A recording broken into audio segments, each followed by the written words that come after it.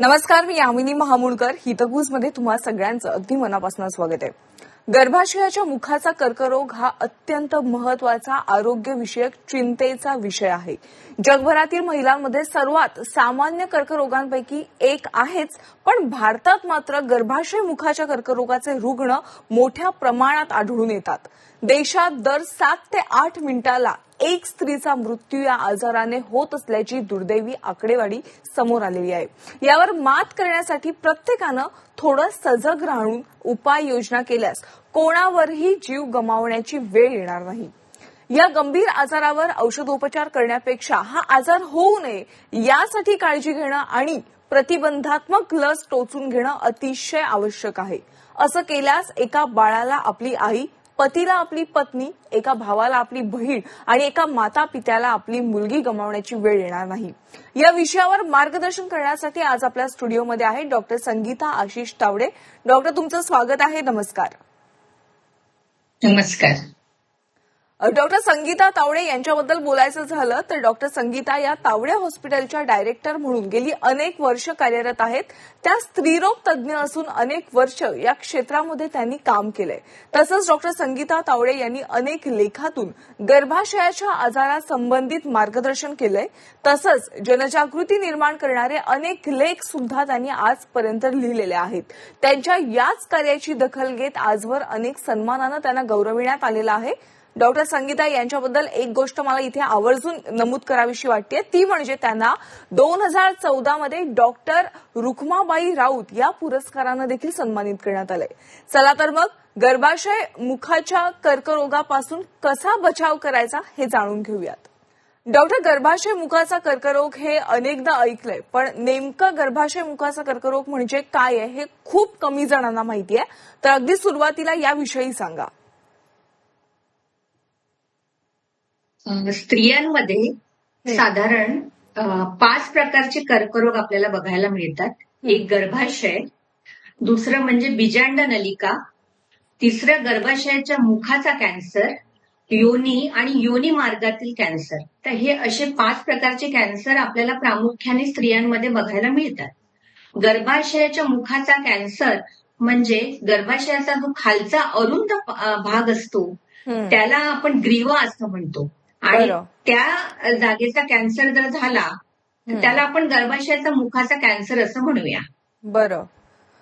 Doctor, भारतात गर्भाशय मुखाच्या कर्करोगाचे रुग्ण मोठ्या प्रमाणात आढळून येत आहेत. तर गर्भाशय मुखाच्या कर्करोगाचं सध्या प्रमाण किती आहे? गर्भाशयाच्या मुखाच्या कॅन्सरचं प्रमाण भारतामध्ये सध्या हे 2ऱ्या क्रमांकावर आहे आणि जगामध्ये सर्वतः हा कॅन्सर 4थ्या क्रमांकावर आहे. म्हणजे असं म्हणायला हरकत नाही की साधारण 8 मिनिटाला एक स्त्री या कर्करोगामुळे मृत्युमुखी पडते. म्हणजे आता हा आपला जो कार्यक्रम सुरू आहे या दरम्यान सुद्धा एखादी स्त्री या कर्करोगाला बळी पडू शकते. म्हणजे साधारण दिवसाला 200 स्त्रिया या कर्करोगामुळे मृत्युमुखी पडू शकतात. बरं.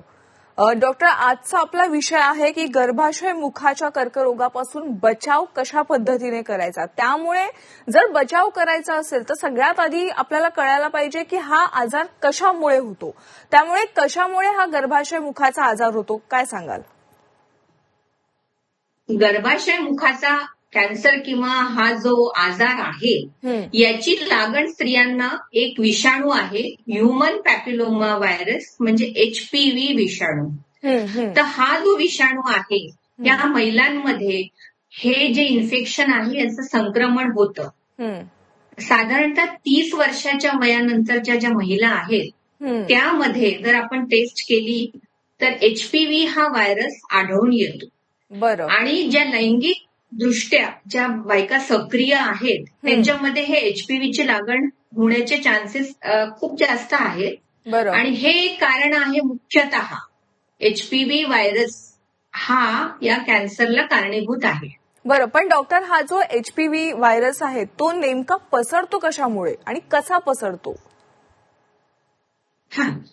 तर साधारण एखाद्या स्त्रीचं लग्न झाल्यावर लैंगिक दृष्ट्या ती सक्रिय झाल्यावर गर्भधारणा किंवा तिचं काही अबॉर्शन म्हणा किंवा गर्भपात किंवा इन्फेक्शन आपल्याला म्हणता येईल साधारण, तर यामध्ये हा HPV व्हायरस हा लैंगिकदृष्ट्या एका त्वचेपासून दुसऱ्या त्वचेपर्यंत याचा प्रादुर्भाव होतो.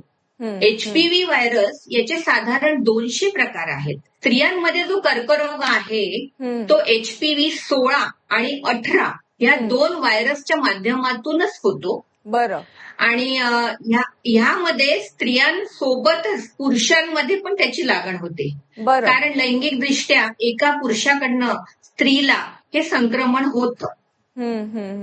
त्यामध्ये आपल्याला जागरूकता अशीच सांगावी लागेल पेशंट्सला किंवा ऐकणाऱ्या प्रेक्षकांना की HPV हा विषाणू आणि हा खूप जुनाच विषाणू आहे, पण आता काही प्रगत चाचण्या टेस्ट याच्या आपल्याला उपलब्ध आहेत. त्यामुळे आपण ह्या विषाणूबद्दल लवकर माहिती आपल्याला पडू शकते आपल्या तज्ज्ञांचा सल्ला घेतला तर. नक्कीच नक्कीच. आणि याविषयी सर्वात जास्तीत जास्त आपण जनजागृती करू ते महत्वाचं आहे.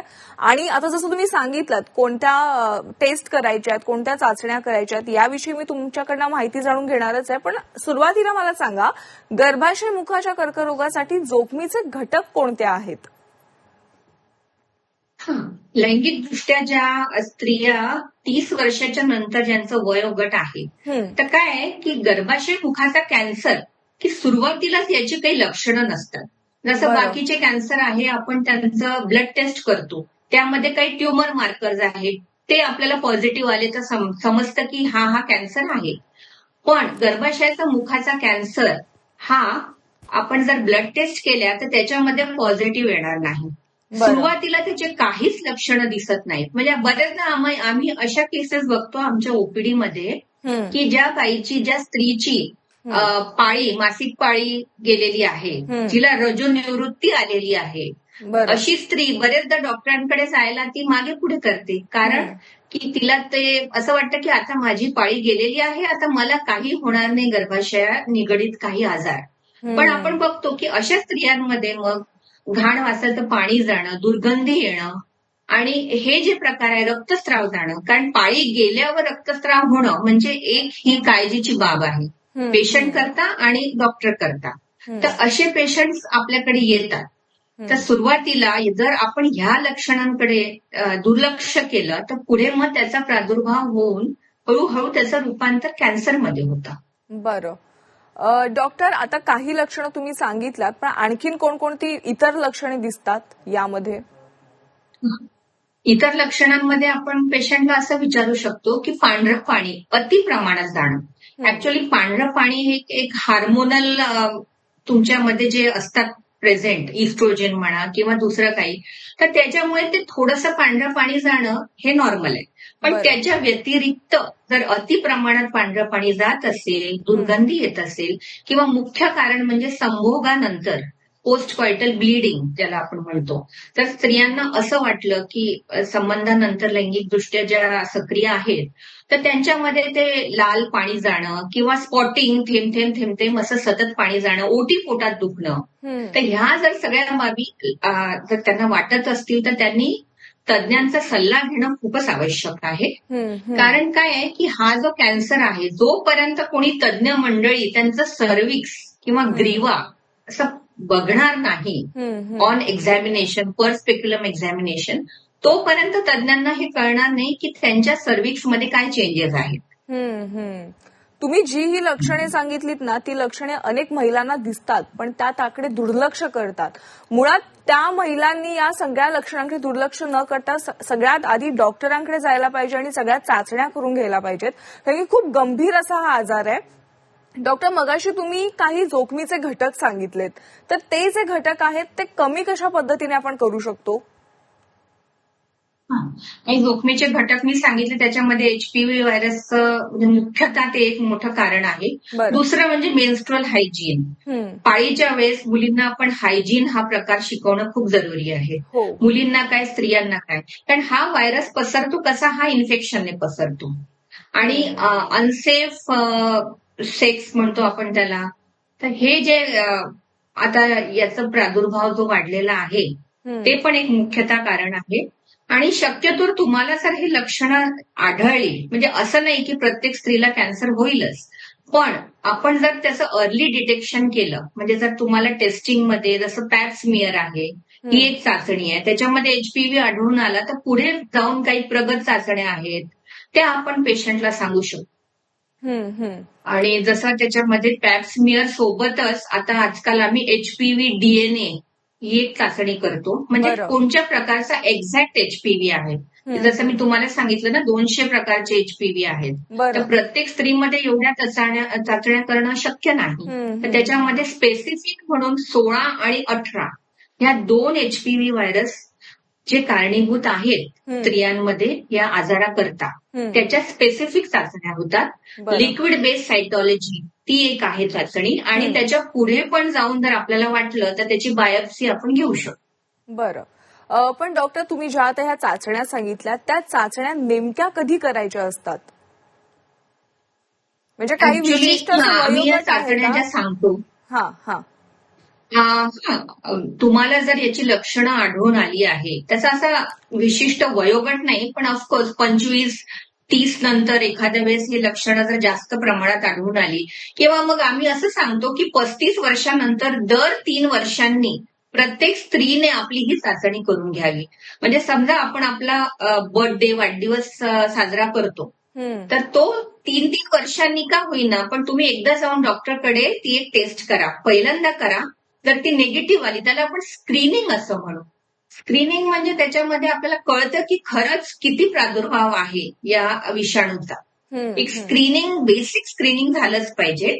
आणि आजकाल याच्यासाठी बरीच नॉन गव्हर्नमेंट ऑर्गनायझेशन आहेत, एनजीओज आहेत, किंवा डॉक्टर लोक पण स्वतःहून पुढे येऊन तुम्हाला याबाबत सांगत आहे की जागरूकता म्हणता, किंवा काहीही आपण सामाजिक उपक्रम जो घेतो, आता जागतिक महिला दिन एवढ्याच झाला, हो. त्या दिवशी पण बऱ्याच ठिकाणी आम्ही हे सांगितलं की स्क्रीनिंग करून घ्या, स्वतःची चाचणी करून घ्या. हा. असं जरुरी नाही की प्रत्येकालाच हा कॅन्सर होईल, पण ऍटलिस्ट तुम्हाला कळेल की आपल्याला इन्फेक्शन आहे की नाही. नसेल तर खूप छान आहे, तुम्ही 2-2 वर्षांनी त्याचं स्क्रीनिंग करू शकता. असेल तर early detection is always better. जसं आपण म्हणतो ना, prevention is better than cure. तर हा स्क्रीनिंगचा एक खूप मोठा त्याचा रोल आहे. बरं. डॉक्टर, मगाशी तुम्ही एचपीव्ही व्हायरस विषयी सांगितलं आणि खूप घातक असा हा विषाणू आहे. तर स्त्री आणि पुरुषांमध्ये एचपीव्हीमुळे कोणत्या प्रकारचे कर्करोग होतात? स्त्रियांमध्ये आपण जसं बघितलं, पण मुख्यतः गर्भाशयाचा मुखाचा कॅन्सर हा एक होतो. बरं. पण असं नाही की नुसती स्त्रियांनाच याचा धोका आहे, कारण पुरुषांना पण त्याच्यापासनं जो कर्करोग आपण म्हणतो जननेंद्रियांचा, जसं अॅनल वॉर्ड्स आहेत, किंवा मग त्यांच्यामध्ये जे रिप्रोडक्शन ऑर्गन आहेत पुरुषांमध्ये, त्याचा कॅन्सर होणं हे पण कॉमन प्रकार आहे. आणि ओरल म्युकोजाचा कॅन्सर, अॅनल कॅन्सर, जिथून आपण जे संडासच्या ठिकाणचा कॅन्सर असं म्हणूया, वॉर्ड्स आहेत, म्हणजे त्याची ग्रोथ होते. असे विविध प्रकारचे कॅन्सर पुरुषांमध्ये पण होऊ शकतात. बरं. डॉक्टर, खरं तर गर्भाशय मुखाचा कर्करोग होण्यापर्यंत आपल्याला वाटच बघायला नको सगळ्यात आधी. आणि समजा आपल्याला सुरुवातीपासूनच याची काळजी घ्यायची असेल तर कोणते लसीकरण केले पाहिजेत आणि कोणत्या वयामध्ये आपल्याला या लसीकरण केल्या पाहिजेत?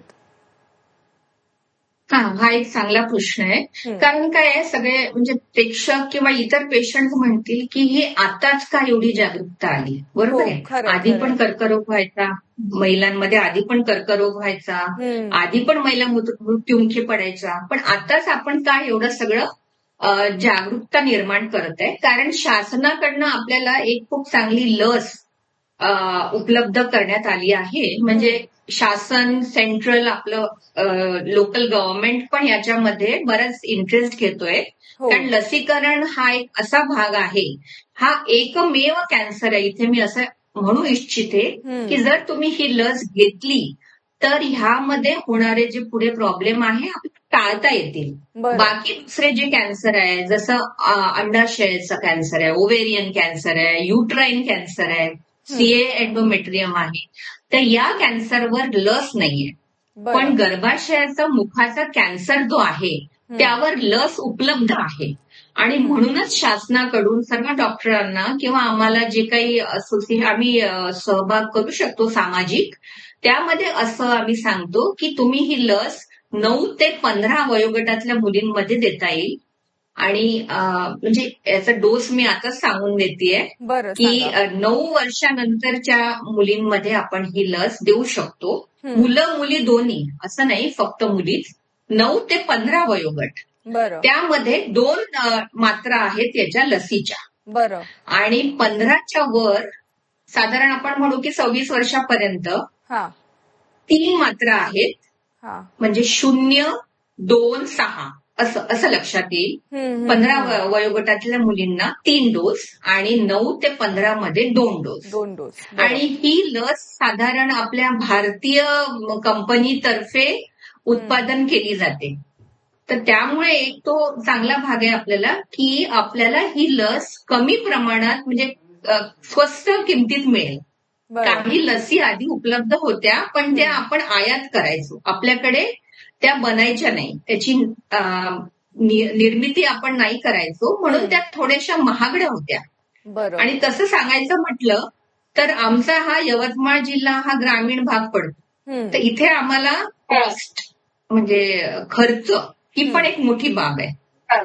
तर ऍटलिस्ट आपण हे डोस जर घेतले तर या कर्करोगापासून आपण मुलींचा आणि स्त्रियांचा बचाव करू शकतो. डॉक्टर, HPV मुळे होणाऱ्या रोगाला आळा घालण्यासाठी उपलब्ध लसी कोणत्या आहेत? ऍक्च्युली क्वाड्रिव्हॅलंट लस आहे ती, एक भारतीय निर्मितीची आहे, म्हणजे भारतात ती निर्माण होते. आणि ज्या दुसऱ्या ज्या आहेत त्या आपण आयात करतो. पण मला इथे असं सांगू इच्छिते मी की जे भारतामध्ये तयार होतं, जसं आपण म्हणतो मेड इन इंडिया, तर ती जर आपण वापरली त्याचा इफेक्टिव्हनेस सारखाच आहे. पण ती कशी आहे, कॉस्ट अफोर्डेबल आहे, म्हणजे सर्वसामान्य मध्यमवर्गीय कुटुंबांना ती परवडेल अशी आहे. तर ही आपण देऊ शकतो. बरं. डॉक्टर, पूर्वी जसं तुम्ही मगाशी देखील म्हणालात, पूर्वी गर्भाशय मुखाच्या कर्करोगाविषयी इतकी जागृती नव्हती, पण आता खूप जनजागृती झालेली आहे. तर ते नेमकं कसं काय बदल झालाय? ते आपण म्हणावं लागेल की आपण सगळ्यांनी याच्यामध्ये, जसं आता आपण माझी मुलाखत घेत आहे, तसं हळूहळू का होईना पण काही लेखांच्या द्वारे किंवा आपल्याला जेव्हा कळलंय की नाही, हा जो कॅन्सर आहे गर्भाशयाच्या मुखाचा कर्करोग, हा आपण लसीद्वारे याचं प्रिव्हेन्शन करू शकतो. म्हणजे जर आपण ही लस मुलींना दिली तर आपल्याला जे त्रास झाले 50-55 वयोगटातल्या स्त्रियांना, जे त्रास त्यांनी भोगले आहेत ते या मुलींच्या वाटेला येऊ नये. तो that is because of this awareness आपण ज्याला म्हणतो, की ही एक सुरुवात आहे. आणि होऊ शकतं भारतामध्ये आता ही दुसऱ्या क्रमांकावर आहे हा कॅन्सर, तर जर आपल्या सगळ्यांच्या प्रयत्नाने याचं प्रमाण बरंच कमी होईल. हो, खरं. आणि ही एक चांगली बाब आहे. नक्कीच. डॉक्टर, जाता जाता अगदी शेवटचा प्रश्न, की आपले जे प्रेक्षक आहेत त्या प्रेक्षकांना तुम्ही काय सल्ला द्याल की गर्भाशयाच्या मुखाचा कर्करोग किती गंभीर आहे आणि तो होऊ नये यासाठी प्रत्येक महिलेने कशा पद्धतीने स्वतःची काळजी घेतली पाहिजे, तुम्ही काय सांगाल? जाता जाता मला असं सांगू इच्छिते मी की प्रत्येक महिला ही कुटुंबासाठी, समाजासाठी खूप महत्वाची आहे. ती कोणाची तरी आई आहे, बहीण आहे, माता आहे आणि तिच्यावर खूप साऱ्या जबाबदाऱ्या आहेत. जसं आपण म्हणतो मल्टीटास्किंग महिला आहे ती. तर त्यामुळे तिला तिची तब्येत चांगली ठेवणे हे खूप महत्वाचे आहे. आणि बरेचदा असं आहे की आपल्या मनात एखाद्या विशिष्ट गोष्टीविषयी गैरसमज खूप असतात, की ही लस घ्यायची नाही. ही लस जर मुलींना दिली, म्हणजे आम्ही शाळांमध्ये, कॉलेजेसमध्ये जे कॅम्प्स करतो किंवा अवेअरनेस असा सांगतो प्रोग्राम, त्यामध्ये असं लक्षात येतं की माझ्या मुलीला जर मी ही लस दिली तर पुढे जाऊन तिला वंध्यत्व येईल, इन्फर्टिलिटी, मुलबाळ होणार नाही किंवा तिची पाळी निघून जाईल लवकर. तर हे सगळे गैरसमज आहेत, याच्या मागे तुम्ही पडू नका. ही अगदी सेफ लस आहे. त्याच्याशिवाय गव्हर्नमेंट ऑफ इंडियाने त्याला पेटंट किंवा रेकॉग्निशन दिलंच नसतं. आणि याचे साईड इफेक्ट काहीच नाहीये, कारण आमच्या स्वतःच्या क्लिनिकमध्ये, हॉस्पिटल्समध्ये आम्ही ही लस दिली आहे. आणि याच्यामध्ये असं काहीच नाही की ज्याच्यामुळे त्यांना ताप येणं किंवा जसं आपण कोरोनाची लस, एकंदरीत या लसीमुळे कोणतेही साईड इफेक्ट्स होत नाहीयेत असं म्हणायला काहीच हरकत नाहीये. डॉक्टर, खरं तर गर्भाशयाच्या मुखाचा कर्करोग याविषयी जनजागृती करणं अत्यंत गरजेचं होतं आणि आज तुम्ही सर्व प्रेक्षकांना गर्भाशय मुखाच्या कर्करोगापासून कसा बचाव करायचा यावर मार्गदर्शन केलं, त्याबद्दल आपले मनापासून आभार आहेत. धन्यवाद. धन्यवाद. हितगुजमध्ये आज आपण इथेच थांबतोय. ताज्या घडामोडींसाठी तुम्ही पाहत राहा झी 24 तास.